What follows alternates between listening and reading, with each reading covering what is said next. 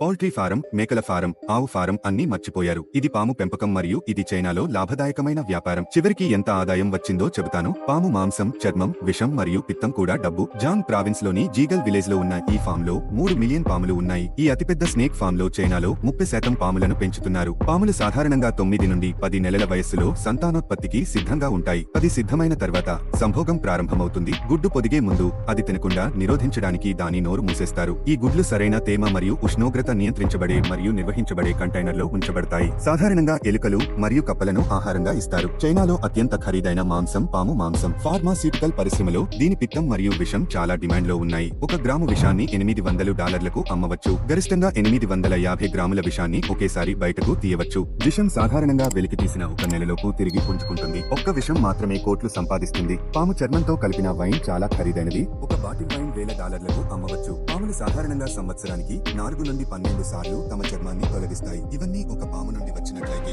3 million పాములను ఊహించుకోండి. అవును.